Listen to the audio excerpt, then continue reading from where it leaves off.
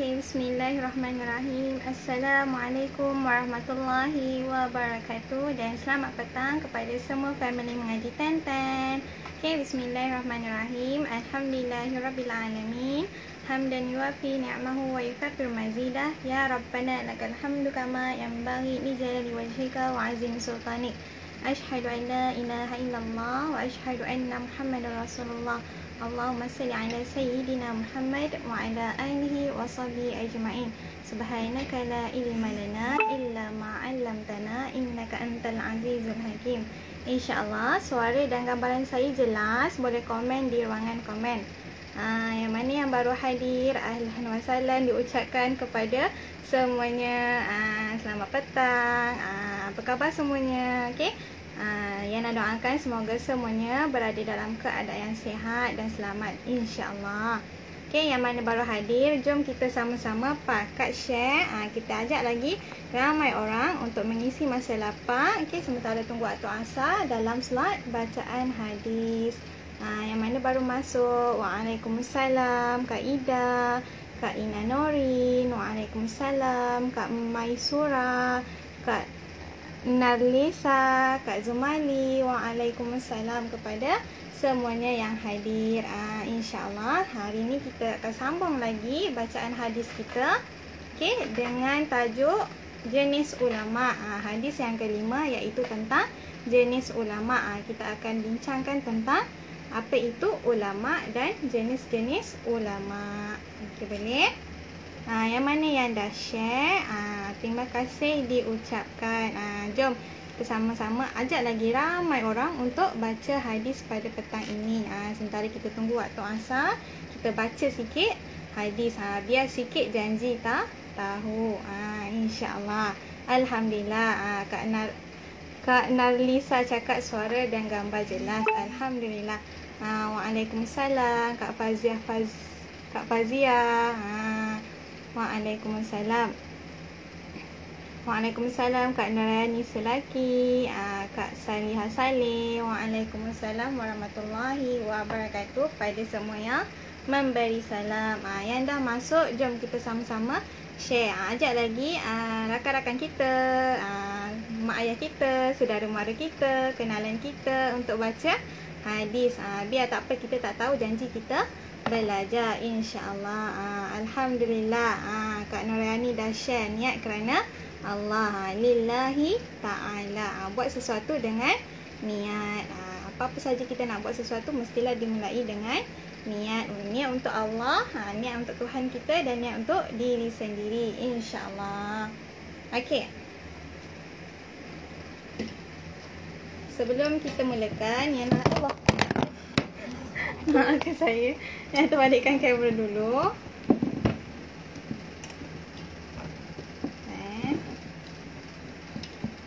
Yang mana baru hadir, jemput masuk. Jom kita sama-sama pakat share. Allahu Akbar.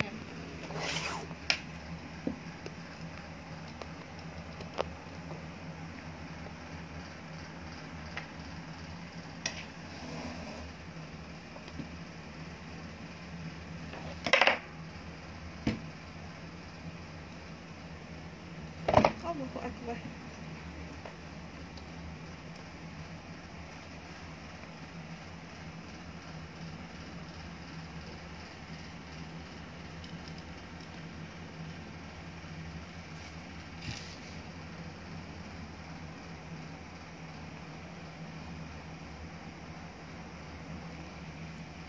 Okey, boleh komen gambaran jelas.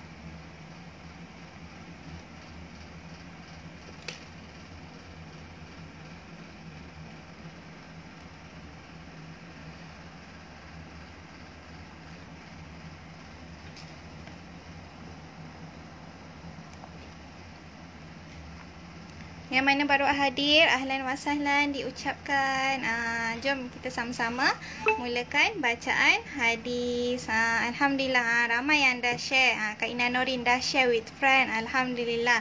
Kita kongsikan kepada kawan-kawan kita. Kalau sayang kawan-kawan, sayang keluarga kita, jom kita sama-sama share, pakat-pakat share ilmu walaupun sedikit. InsyaAllah. Dah share. Terima kasih Kak Sauda. Dah share kerana Allah. Dah share Kak Zumali. Alhamdulillah. Waalaikumsalam Kak Hamidah Abbas. Waalaikumsalam Kak Saria Saleh, Kak Nurani, Kak Rohana. Alhamdulillah. Niat mengaji kerana Allah. Niat baca hadis pun kerana Allah. InsyaAllah. Waalaikumsalam Kak Fauzia, Kak Kalsum Harum, Kak Lili. Alhamdulillah dah jelas Kak Zumali. Alhamdulillah. Niat bersama bacaan hadis kerana Allah. Betul tu Kak Saudah, niat kerana Allah dan niat untuk diri kita sendiri. Moga-moga ilmu yang sedikit ni kita dapat kongsikan kepada orang lain. Yang dah share, yang nak ucapkan terima kasih. Moga-moga dapat memberi manfaat dan barakah untuk kita semua. InsyaAllah. Tak jelas? Bentar saya besarkan sikit.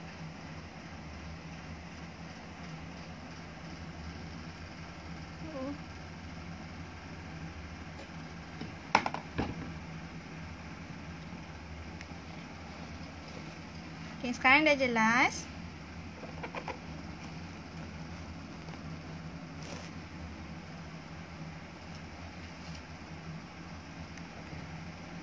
Waalaikumsalam Kak Moia. Ahlan wa sahlan diucapkan kepada semua yang hadir. InsyaAllah pada petang ni kita akan sama-sama baca hadis yang kelima, iaitu tentang jenis ulama. InsyaAllah. Moga-moga yang hadir ini sama-sama dengan Liana daripada awal hingga akhirnya. InsyaAllah. Yang mana baru hadir, Waalaikumsalam Kak Hakimi Comel, Kak Nur Asia, Kak Rozia, Kak Seri. Waalaikumsalam kepada semua yang memberi salam. InsyaAllah. Boleh kita mulakan bacaan hadis kita pada petang ini. Iaitu hadis yang kelima, iaitu tentang jenis ulama. Sebelum kita nak baca, kita kena tahu dulu apa itu ulama. Ulama ni kita ambil daripada perkataan Arab, iaitu alim. Kemudian jadilah alamah. Kemudian jadilah ulama. Yang memberi maksud iaitu orang yang benar-benar mengetahui dengan ilmu yang mendalam. Maksudnya dia tahu tentang ilmu yang lebih mendalam. InsyaAllah. Kak Koti tanya, bacaan hadis ini setiap petang ke Ustazah? Ini pertama kali. Tak apa, pertama kali pun tahniah diucapkan. Kerana apa? Kerana mengisi masa lapang dengan perkara yang berfaedah. Kita akan ada slot bacaan hadis pada setiap petang. InsyaAllah. Pada waktu yang sama, iaitu pada pukul 4.10.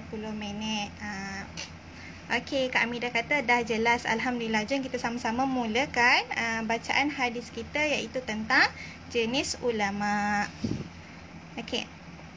An Anas radhiyallahu anhu anna Nabiya sallallahu alaihi wasallam qala al-ulama'u salasatun rajulun asya bi-ilmi wa asyan nasu bih wa rajulun asyan nasu bih wa ahlaka nafsah wa rajulun asya bi-ilmi wa lam ya'ish bihi ghairuh.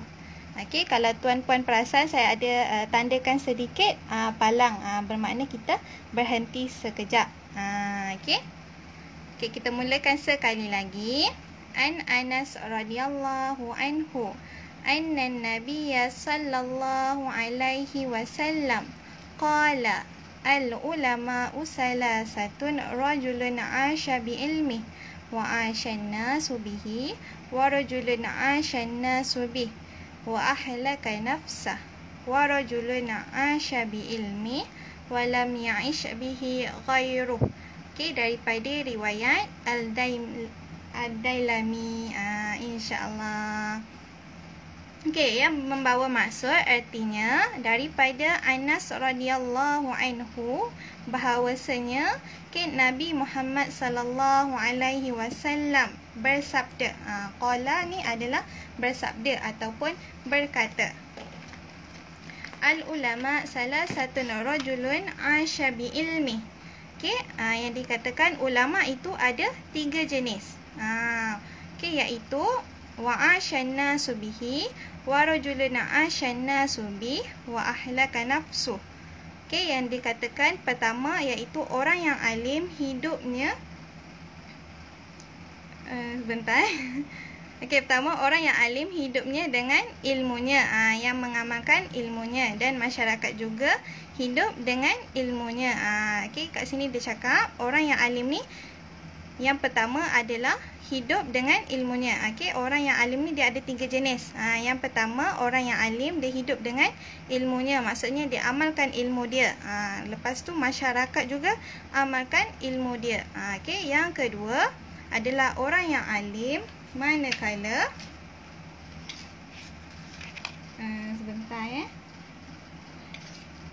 manakala orang lain ataupun masyarakat mengambil manfaat dengan ilmunya, tetapi dia sendiri tak amalkan ilmu yang telah dia pelajari. Itu adalah orang yang alim yang kedua.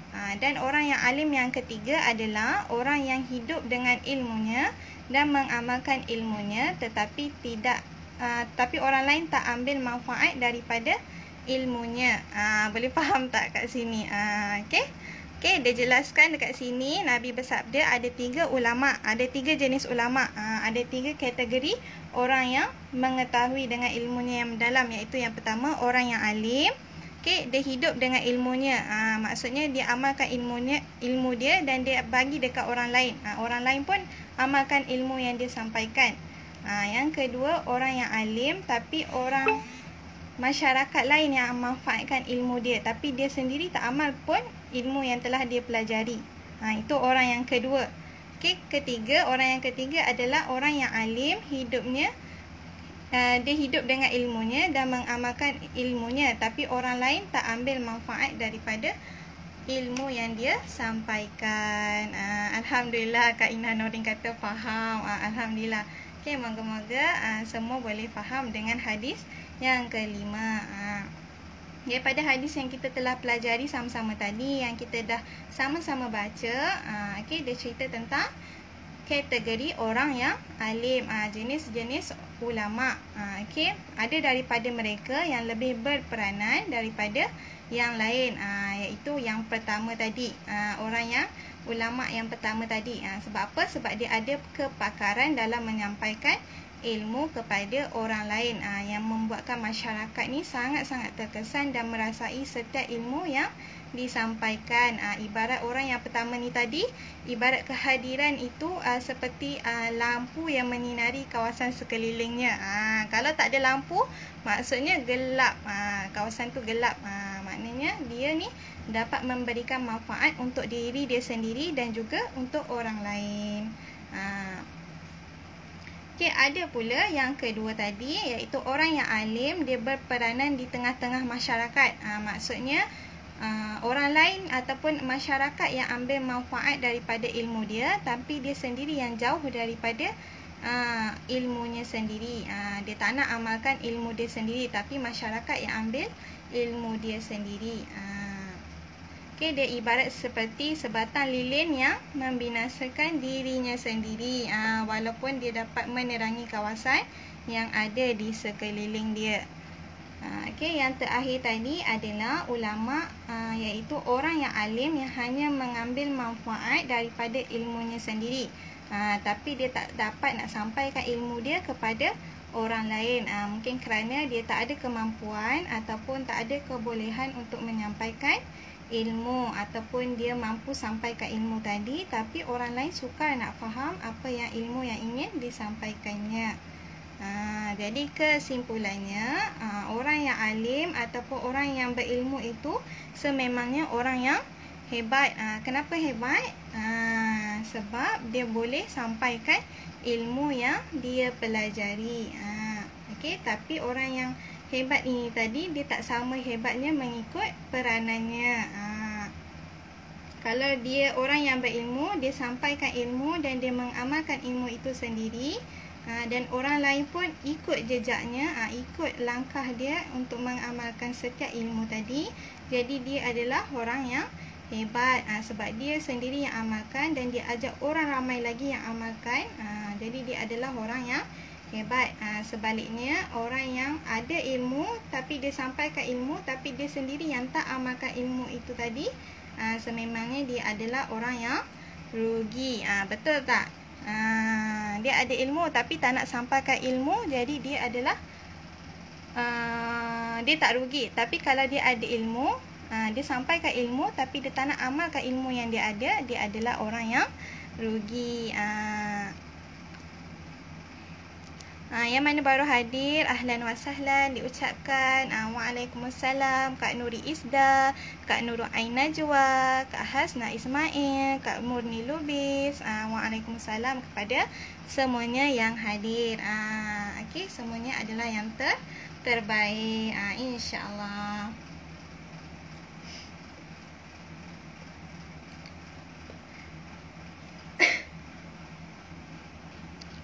Okey, alhamdulillah kita dah sampai ke penghujungnya. Apa pun daripada hadis 5 tadi kita dah dapat sedikit ilmu, walaupun kita baca hanyalah beberapa minit saja, tapi kita dapat ilmu yang sangat-sangat besar.